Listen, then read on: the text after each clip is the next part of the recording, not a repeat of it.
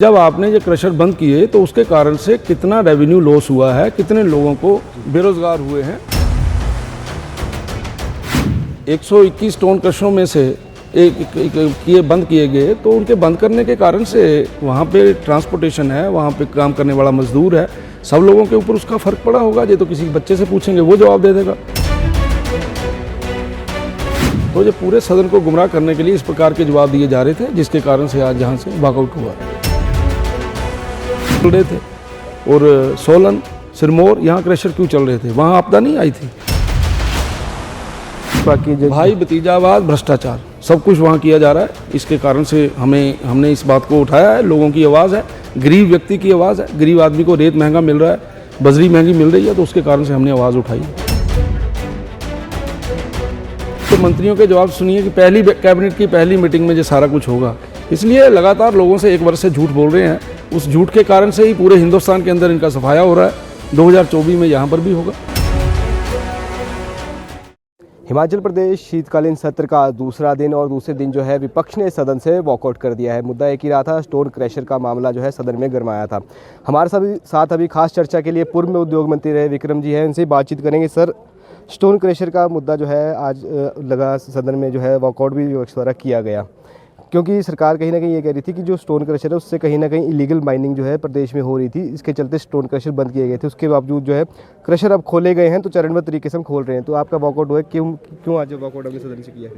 जो stone crusher बंद किए गए थे वो केवल और केवल जिला कांगड़ा, कुल्लू और मंडी के स्टोन क्रशर बंद किए गए थे। हमारा प्रश्न ये था कि जब आपने ये क्रशर बंद किए तो उसके कारण से कितना रेवेन्यू लॉस हुआ है, कितने लोगों को बेरोजगार हुए हैं। तो प्रश्न का उत्तर इतना हास्यास्पद था कि इसमें यह जवाब आया कि कोई रेवेन्यू लॉस नहीं हुआ, किसी को जो है कोई भी बेरोजगार नहीं हुआ जी। अब 121 टन क्रशरों में से बंद किए गए तो उनके बंद करने के कारण से वहाँ पे ट्रांसपोर्टेशन है, वहाँ पे काम करने वाला मजदूर है, सब लोगों के ऊपर उसका फ़र्क पड़ा होगा। ये तो किसी बच्चे से पूछेंगे वो जवाब दे देगा। तो ये पूरे सदन को गुमराह करने के लिए इस प्रकार के जवाब दिए जा रहे थे, जिसके कारण से आज यहाँ से वॉकआउट हुआ। सर, कोई आंकड़ा है कितने लोग बेरोजगार इससे हुए हैं? कितने? लगभग 6000 लोग जो हैं वो बेरोजगार हुए थे और लगभग 300 ट्रांसपोर्टर्स के ऊपर उसका फ़र्क पड़ा था। 300 ट्रांसपोर्टर्स की गाड़ियाँ जो हैं वो खड़ी हुई थी। तो अब कुछ स्टोन क्रशर भी खोल दिए गए हैं, उसको लेकर भी आपने सवाल करेंगे? मेरा प्रश्न यही था कि जब 90 ठीक थे तो बंद क्यों किए गए जी। तो मेरा ये अगला प्रश्न था कि ऊना, हमीरपुर में कुछ चल रहे थे और सोलन, सिरमौर यहाँ क्रशर क्यों चल रहे थे? वहाँ आपदा नहीं आई थी। अगर वहाँ आपदा आई थी, वहाँ नहीं किए गए, तो उसके पीछे मंशा क्या थी? तो मतलब इसमें आप यही कहना चाह रहे हैं कि भाई भतीजावाद किया जा रहा है, भाजपा की भाई भतीजावाद, भ्रष्टाचार सब कुछ वहाँ किया जा रहा है। इसके कारण से हमने इस बात को उठाया है। लोगों की आवाज़ है, गरीब व्यक्ति की आवाज़ है। गरीब आदमी को रेत महंगा मिल रहा है, बजरी महंगी मिल रही है, तो उसके कारण से हमने आवाज़ उठाई है। लगातार गारंटियों को लेकर भी विपक्ष सरकार को घेरता हुआ नजर आ रहा है, क्योंकि सरकार एक तरफ कह रही गारंटियां जो है चरणबद्ध तरीके से पूरी हो रही है और हमने गारंटियां 5 सालों के लिए दी है, ना कि 1 साल के लिए। आपके उप मुख्यमंत्री जी का बयान सुनिए जरा। उसमें कहा गया है पहली कैबिनेट की पहली मीटिंग, ये बोला गया है या नहीं बोला गया है? आप इनके मंत्रियों के जवाब सुनिए कि पहली कैबिनेट की पहली मीटिंग में ये सारा कुछ होगा। इसलिए लगातार लोगों से एक वर्ष से झूठ बोल रहे हैं। उस झूठ के कारण से ही पूरे हिंदुस्तान के अंदर इनका सफाया हो रहा है। 2024 में यहाँ पर भी होगा।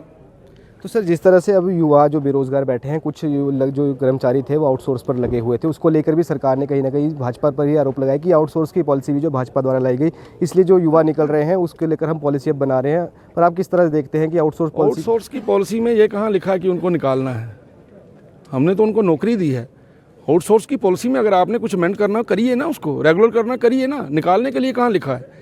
इसलिए ये इस प्रकार के झूठ बोलकर, इस प्रकार के बातें बोलकर ये सारा कुछ डिस्टर्ब हो रहा है, गड़बड़ हो रही है। 1 साल का जश्न कांग्रेस ने मनाया, किस तरह देखती है भाजपा इसको? ये 1 साल का मातम मनाना चाहिए, ना कि खुशी मनानी चाहिए। कोई अच्छा काम नहीं हुआ, कोई उपलब्धि नहीं है, इसलिए खुशी किस बात की? जी, बहुत थैंक यू।